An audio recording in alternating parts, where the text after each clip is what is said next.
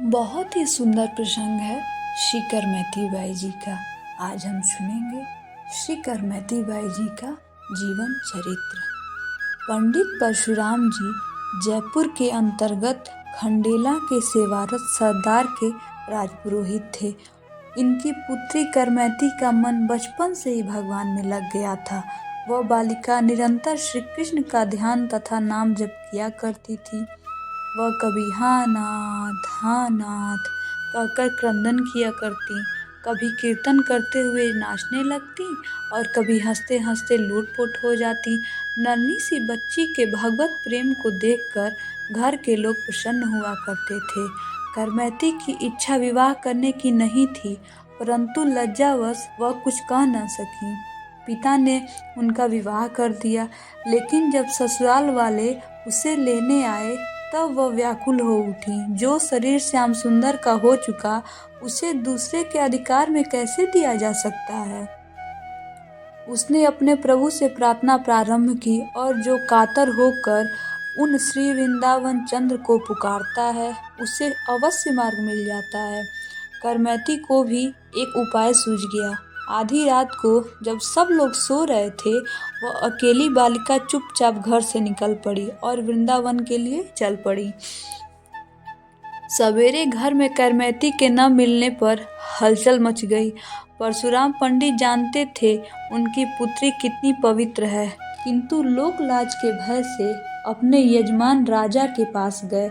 राजा ने अपने पुरोहित की सहायता के लिए चारों ओर घुड़सवार भेजे कि वो करमैती को ढूंढ लावें। करमैती दौड़ी चली जा रही थी। रात्रि भर में वह कितनी दूर निकल आई, उन्हें भी पता नहीं। सवेरा होने पर भी वह भागी ही जा रही थी। उसने घोड़ों की टप का शब्द सुना। उसे डर लगा कि घुड़सवार उसे ही पकड़ने आ रहे हैं। आसपास न कोई वृक्ष था और न कोई दूसरा छिपने का स्थान, किंतु एक ऊंट मरा पड़ा था और रात्रि में श्रृंगालों ने उसके पेट का भाग खा लिया था। करमैती की दृष्टि ऊंट के पेट में बनी कंदरा पर गई। इस समय वह सांसारिक विषयों की भयंकर दुर्गंध से भाग रही थी। मरे ऊंट के शरीर से निकलने वाली गंध उसे विषयों की दुर्गंध के सामने तुच्छ जान पड़ी।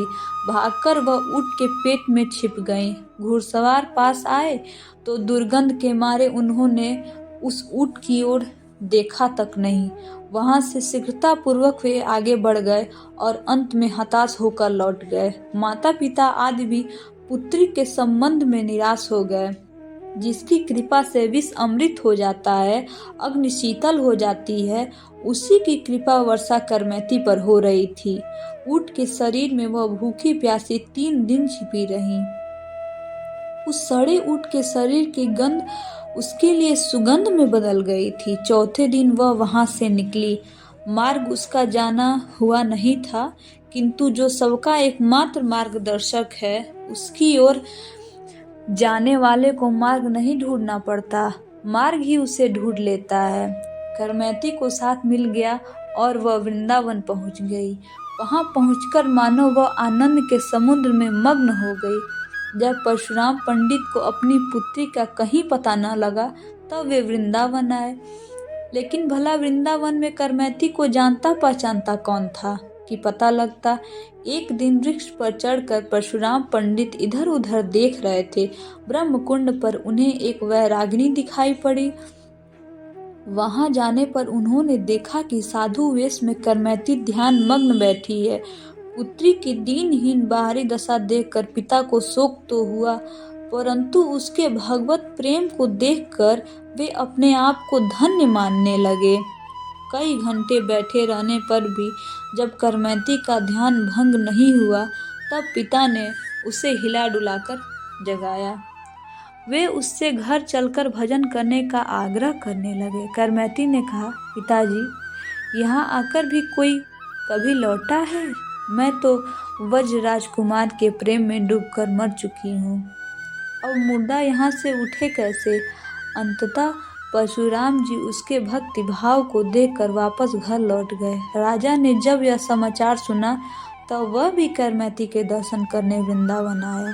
राजा के बहुत आग्रह करने पर करमैती बाई ने एक छोटी सी कुटिया बनवाना स्वीकार कर लिया। राजा ने करमैती बाई के लिए ब्रह्म कुंड के पास एक मठिया बना दी। करमैती बाई की भक्ति ने राजा को भी भक्त बना दिया।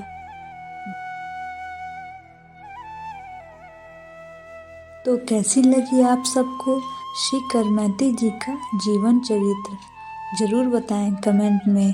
तो प्रेम से बोलिए राधे राधे, जय श्री कृष्ण, जय श्री वृंदावन धाम।